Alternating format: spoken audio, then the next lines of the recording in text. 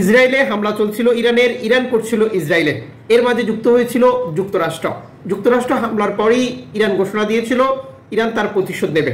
এই প্রতিশোধের ধারাবাহিকতা যেটা একটু ভিন্নভাবে হয়েছিল, যেখানে মনে করা হচ্ছিল যে কুয়েত, ইরাক, বাহরাইন এই তিনটি দেশকে তারা টার্গেট করবে।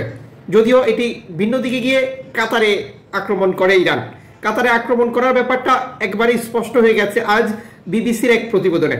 কাতারে যে আমেরিকান ঘাঁটি রয়েছে এই ঘাঁটি থেকেই মূলত মধ্যপ্রাচ্য সকল কার্যক্রম বর্তমান সময় পরিচালনা করছে যুক্তরাষ্ট্র। আর যে কারণে ইরান কাতারকে টার্গেট করে। কাতারের এই ঘাঁটিতে 10,000 প্লাস আমেরিকান সৈন্য রয়েছে। কাতারে হামলা নিয়ে Kuwait, Saudi, Dubai, Bahrain, Oman সবগুলো দেশই নিন্দা জানিয়েছে, যা জাতিসংঘর যে আইন রয়েছে সেই আইনের পরিপন্থী।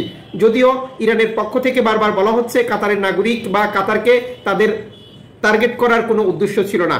কাতার আজ জাতিসংঘে ইরানের নামে অভিযোগ টুকে দিয়েছে। কাতারে অবস্থানরত ইরানের রাষ্ট্রদূতকে জরুরি তলব করেছে। মধ্যপ্রাচ্যে টানটান উত্তেজনা চলছে প্রতিটি কূটনীতিক তৎপরতায়।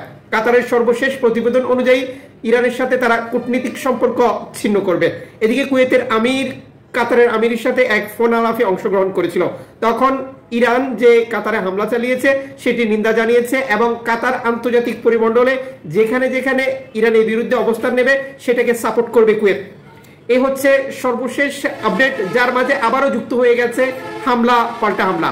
গতকালের এই হামলার পর আমেরিকার প্রেসিডেন্ট ডোনাল্ড ট্রাম্প নিজেই ঘোষণা দেন ইরান এবং ইসরায়েল যুদ্ধে রাজি হয়েছে। যদিও সকাল থেকেই দুই দেশে, এক দেশ অন্য দেশে হামলা পরিচালনা করছিল। আমেরিকা আর মধ্যপ্রাচ্যের যে 6 ঘন্টার সময়ের পার্থক্য, সেই পার্থক্য অনুসারে এই যুদ্ধবিরতি শুরু হওয়ার কথা ছিল 7টা 30, যেটা ইরানের ক্ষেত্রে 7টা, ইসরায়েলের ক্ষেত্রে 7টা 30। যদিও এই প্রক্রিয়া প্রথম অবস্থা হামলা পাল্টা হামলা বন্ধ হয়ে যায়, কিন্তু আমরা যখন এই ভিডিওটি তৈরি করছি তখন আবারও ইসরায়েল ইরানে হামলা শুরু করেছে। যদিও এই হামলার পরপরই ডোনাল্ড ট্রাম্প আবারও সামাজিক যোগাযোগ মাধ্যমে তার বক্তব্য স্পষ্ট করেছেন। ইসরায়েলকে হামলা বন্ধ করতে বলেছেন, পাইলটদেরকে ঘরে ফিরিয়ে আনতে বলেছেন, আরও নানান বার্তা। ডোনাল্ড ট্রাম্প নেতানিয়াহুর উপরে খেপেছেন, এই ধরনের বেশ কিছু তথ্য পাওয়া যাচ্ছে, যেটি CNN, BBC, আল জাজিরা সহ আরাবিয়ান ডেইলি নিউজগুলো থেকে। আপনি কি মনে করেন এটি তাদের একটি নাটক না স্বাভাবিক প্রক্রিয়া?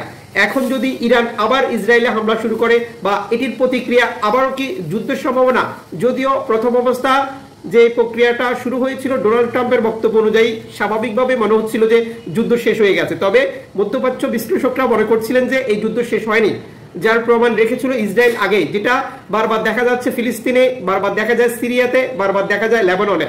ইসরায়েল নিজের ইচ্ছে মতোই হামলা করছে এই দেশগুলোতে। যদিও তাদের সাথে যুদ্ধ চুক্তি বিরতি হয়েছিল, ইরানের সাথে যুদ্ধ চুক্তি বিরতি না হলেও যুদ্ধ প্রথম অবস্থা বন্ধ হয়ে যাওয়ারই আশঙ্কা করছিল, কিন্তু এখন পর্যন্ত আবারও নতুন করে যুদ্ধ লাগার সংখ্যা দেখা দিয়েছে।